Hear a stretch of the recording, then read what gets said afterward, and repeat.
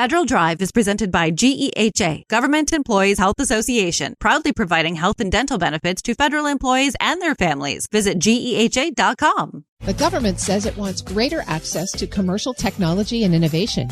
But cybersecurity requirements, data protections, and agency-specific policies can make the federal marketplace difficult to navigate. Joining me to discuss that balancing act is Senior Fellow at the George Mason University Baroni Center for Government Contracting and former GSA Administrator, Emily Murphy. Emily, so good to see you. Thanks for joining me today. It's great being with you, Terry. I am going to try to really pick your brain today because I want you to take us from the trees of the technology landscape out to the forest view. There's so much happening in this space, and it's easy to get fixated on each particular policy, but I think there's a larger story here. So I'm really going to count on you to give us the roadmap here. Let's start with this idea of buying commercial. We've got all kinds of different guidance from all kinds of different organizations. GSA's got some, DOD's got some, AI's in the mix there. Let's start with the first question. Does the government really want to buy technology the way the commercial world buys technology? Yes, to a point. And this is the problem. We always say we want the government to act more like a business, but at the end of the day, the government isn't a business. The government has unique requirements that are going to be government specific. And there's always going to be this tension between we want to buy commercial solutions, we want to be leveraging the innovation that takes place in the market, we want to be seizing on this breadth of opportunities and that will bring down prices and give us new creative ways of solving our problems. But we also realize it's the government.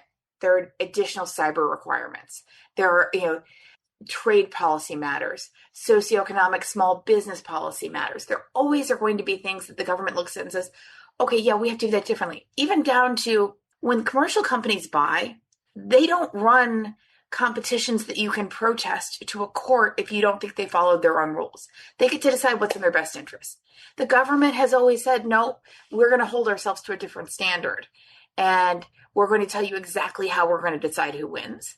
And if we don't live up to that, you have the right to challenge us, and a court can overturn that decision. So there's always been that tension there, and we're seeing it play out right now because there's such a push towards commercial, but there also are these new threats that are coming into play. Well, let's take a specific example, controlled unclassified information. We've got the DOD with its CMMC requirements, 10 years in the making, now on temporary hold. We've got the FAR Council working on CUI requirements, and agencies are pursuing their own approaches. So why is it so hard for the government to settle on one set of expectations here? That all ignores the fact that it's actually a government standard, the NIST standards that we're trying to implement with both the CUI, GSA, Part 40, the Part 40 and the CMMC. So there's a standard that the government, through its standard making body, has agreed upon. And then the question is, how do agencies implement it? And to a certain extent, it makes sense that the Department of War is saying, even within the government, we're not like the rest of the government. We have unique requirements because of our mission. We're off fighting wars. We are a target in a different way. We have a different type of industrial base. But then they're hitting that moment of, we've got a different industrial base that we need to protect. And CMMC, as it was originally drafted and implemented and was scheduled to go into effect this fall, maybe what they were signaling is that they think it's going to limit their access to that industrial base.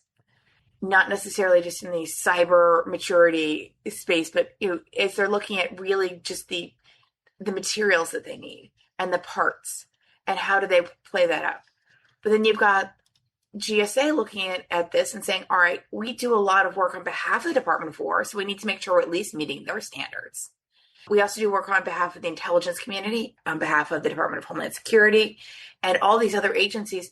So we want to try and come up with a unifying standard that we think is going to meet all their needs.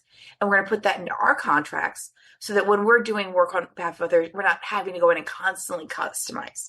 So I think that's what they were trying to do with their version of the CUI policy, while also keeping in mind that they've got their own unique requirements around buildings and things along those lines. And then you've got Part 40 of the FAR and the new proposed Part 40 that's out right now. And the idea was, all right, let's take all of these different requirements around supply chain, and whether it's Section 8089 or CUI or any of this, let's pull those together. And it's going to be interesting to see if that's adjusted at all based on the signals we're getting from the Pentagon or from what GSA's own experience and listening sessions are bringing out, and and the comments they're getting back. Because while some of the requirements end up becoming a case by case, what contract needs what and policy, you don't always want to leave that just to the contracting officer's discretion, because you need to be signaling to your industrial base, here's the standard we want you to meet. Because otherwise you're going to be having them making best efforts to meet a certain level and then being told that that's not sufficient for this contract, or it's overplayed for this contract, and a company that didn't do as much as they did is going to have a competitive advantage because they don't have the same costs. So this is all, we're seeing it play out right now, that tension between we want to do things in a unified way while realizing that the government has its own unique requirements. And even within the government, the requirements are not always going to be unified. Emily Murphy is Senior Fellow at the George Mason University Baroni Center for Government Contracting. Emily, let's take that to the commercial providers right now. If you're running a commercial tech company, what's that experience like? How are you trying to figure out how to navigate all of these rules that are constantly changing?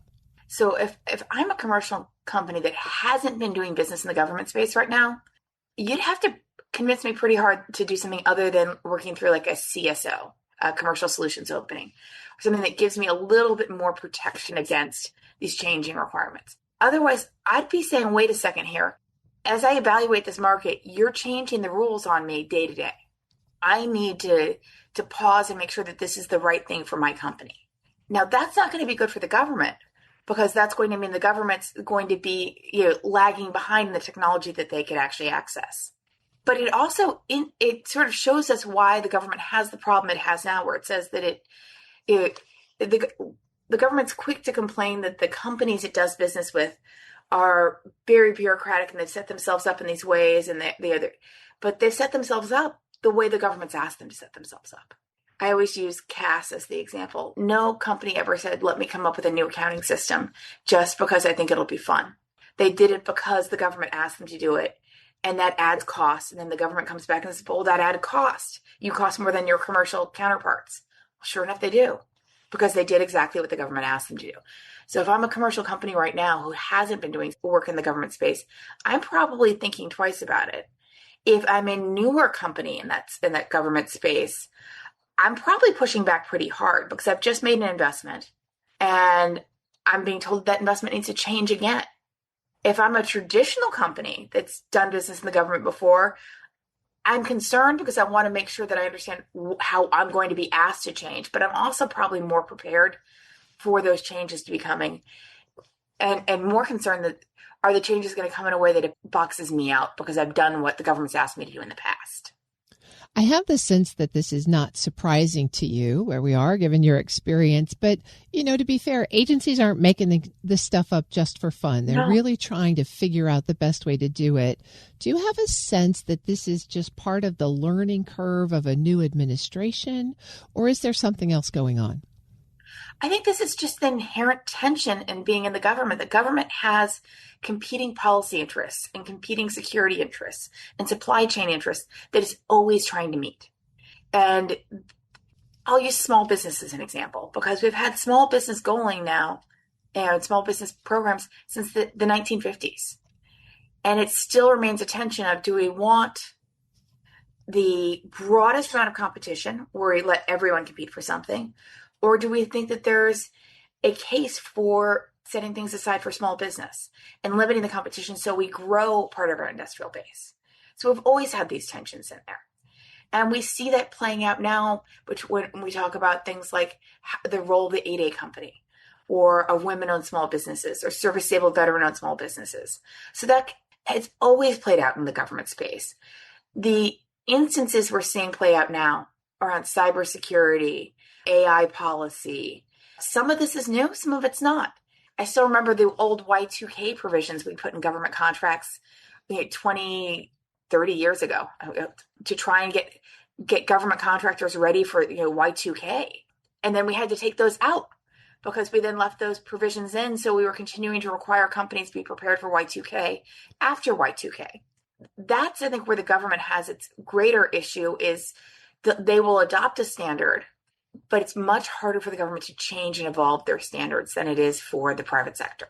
And it's much harder for them. They're trying to meet both a national security interest, an industrial-based economic interest, and we've just got to get something purchased so that we can get something done interest with all of their purchasing. So they've got different competing interests, and there's a constant tension as they try to reconcile those. Do you have the feeling that this instability, especially in the tech space, is just the new normal given the rate of change of technology and the difficulty of finding an enduring standard? I think some of it is because we're in the cusp of such a transformation in the space of AI, the president's executive order on quantum, and how fast we're going to be transitioning to quantum. So I think that the constant in this is going to be change. I think that's a great spot to leave this conversation. Emily Murphy, a senior fellow with the George Mason University Baroni Center for Government Contracting and a former GSA administrator. Emily, thanks as always for your insights here. Thank you, Terry. It's wonderful always getting a chance to talk to you. We'll post this interview at federalnewsnetwork.com/Federal Drive. Subscribe to the Federal Drive wherever you get your podcasts.